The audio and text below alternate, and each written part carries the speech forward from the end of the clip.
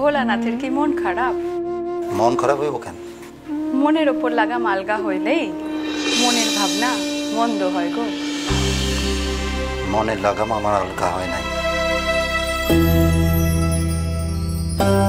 তবে অফিস থেকে ফেরার পর বেশি কথা কইতাছ না। খাইতে দিলাম, চুপ কইরা খাইলা। পান সাজাইয়া দিলাম, তা সে তো থালার পান থালাতেই আছে দেখছি। কি হয়েছে গো তোমার? কইলাম তো কিছু হয় নাই। কিন্তু আমি যে তোমার মনের আয়নাতে স্পষ্ট দেখতাছি, মনটা তোলপাড় হইতাছে। মানে? মুখ হইল মনের আয়না, সেই আয়নাতে তুমি যেভাবে নিজেরে দেখতে চাইবা সেভাবেই দেখবে গো ভোলানাথ। তোমার মনটা তোলপাড় হইতাছে।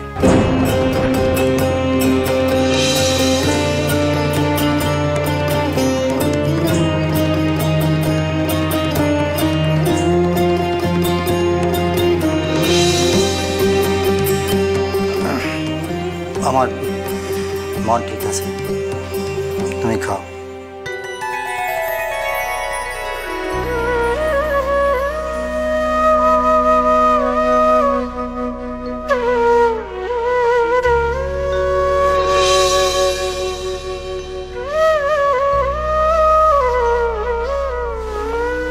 কে কে ওখানে?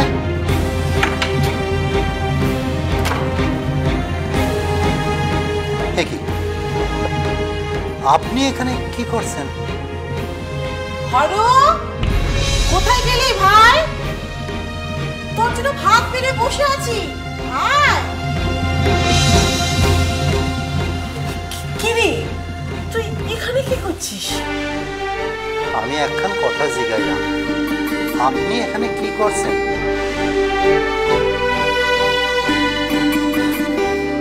আসলে কি হয়েছে জানো খুশির মা, তোমার হাতে তৈরি তুলসী মঞ্চ দেখে আমার ভাইটার খুব আনন্দ হয়েছে, তাই হয়তো সে কথা জানাতে এসেছে।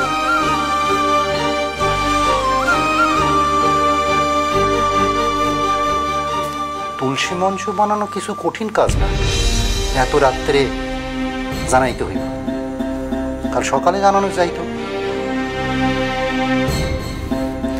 বিশেষত ব্রাহ্মণের খাওয়ানোর সময়। হ্যাঁ, কথাটা তুমি ঠিকই কইছো রমন। যা, তুই উপরে যা, তোর জামাইবাবু তোর জন্য অপেক্ষা করে আছে, কথা বলবে। যা যা যা।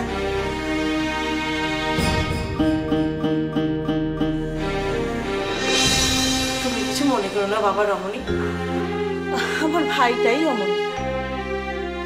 ভবঘুরে মানুষ তো, সংসারের নিয়ম কানুন কিছুই বোঝে না।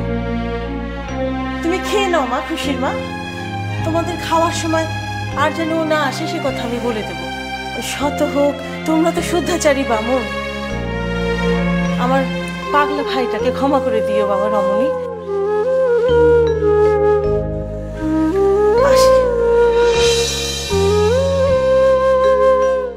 শ্রী শ্রী আনন্দময়ী সোম থেকে শনি সন্ধ্যে 6:30 আকাশ 8-এ।